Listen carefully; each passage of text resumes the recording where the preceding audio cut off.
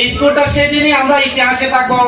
আপনারা এখানে যারা উপস্থিত আছেন সবাই আমরা ইতিহাসে থাকবো যেদিন এই স্কুলটা অত্র ইউনিয়নে সুনামের সাথে গৌরবের সাথে তারা ভালোভাবে চালিয়ে যেতে পারবে। সম্মানিত অভিভাবক, এই স্কুলের প্রাণ হচ্ছেন আপনারা। আপনারা যত বেশি সহযোগিতা করবেন তত বেশি এই স্কুলটা উন্নয়নের দিকে যাবে, উন্নতি করবে। একজন দার্শনিক বলেছেন, give me a good mother, I will give you a good nation. যদি আমাকে একজন শিক্ষিত মা দাও, একজন ভালো মা দাও, আমি আপনাদেরকে একটা ভালো দেশ উপহার দিব। তাই একজন সন্তানের সবচেয়ে গুরুত্বপূর্ণ ভূমিকা রাখবেন আপনার অভিভাবক, বিশেষ করে মা। আজকে আমার খুব ভালো লাগছে আপনারা যে এখানে স্বতঃস্ফূর্তভাবে সুন্দরভাবে এই অনুষ্ঠানে এসেছেন। ওনারা যখনই আপনাদেরকে ডাকবেন আপনারা আসবেন, আপনাদের অভিযোগ পরামর্শ ওনাদেরকে জানাবেন, ওনাদেরকে সহযোগিতা করবেন যাতে স্কুলটা সুন্দরভাবে অত্র এলাকার সুনামের সাথে ওনারা এগিয়ে নিতে পারে। প্রিয় শিক্ষার্থী, তোমরা এই স্কুলকে এগিয়ে নিতে হবে, ভালো মতো পড়ালেখা করবে, মানুষের মতো মানুষ হবে। শুধুমাত্র পড়ালেখা করে সার্টিফিকেট অর্জন করলে হবে না, ভালো মানুষ হতে হবে।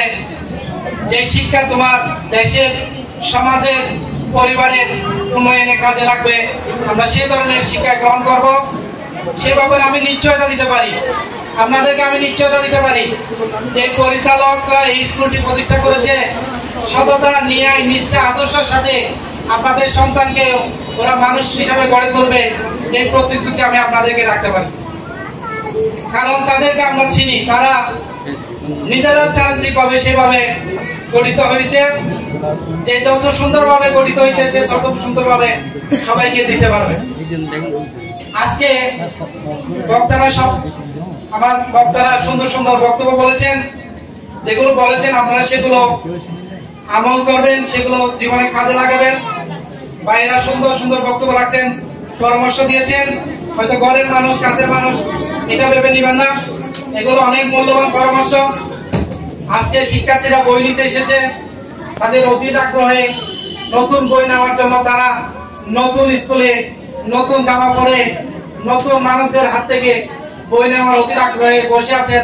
সেজন্য হয়তো তারা একটু উদ্বিগ্ন বই নেওয়ার জন্য, কারণ এই বই নেওয়ার অনুভূতি, এই বই নেওয়ার ফিলিংস আমরাই জানি।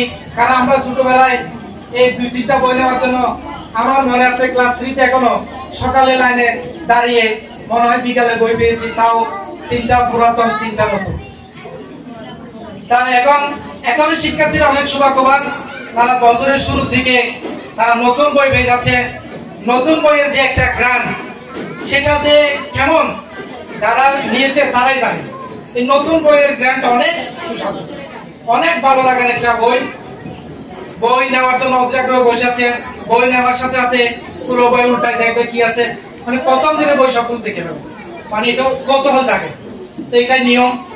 তা আপনারা যে সবাই এতক্ষণ ধৈর্য ধরে বসছেন এবং ওনাদেরকে সহযোগিতা করেছেন, এই দুলদা উইজডম অত্র এলাকায় যাতে একদম সুনামধন্য একটা প্রতিষ্ঠান হিসেবে রূপান্তর করতে পারেন, আপনাদের কাছে সেই প্রত্যাশা রাখি।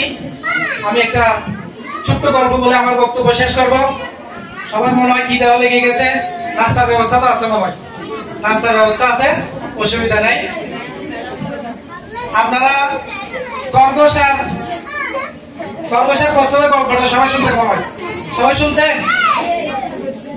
আমরা খরগোশের কচ্ছপের গল্পটা সবাই শুনছি, সবাই জানি কি খরগোশ আর কচ্ছপ একটা প্রতিযোগিতা দিয়েছিল, এটা আমরা সবাই শুনছি, তো সবাই জানি। এবং এখানে জয়ী হয়েছিল কে বলেন তো? কচ্ছপ জয়ী হয়েছিল না?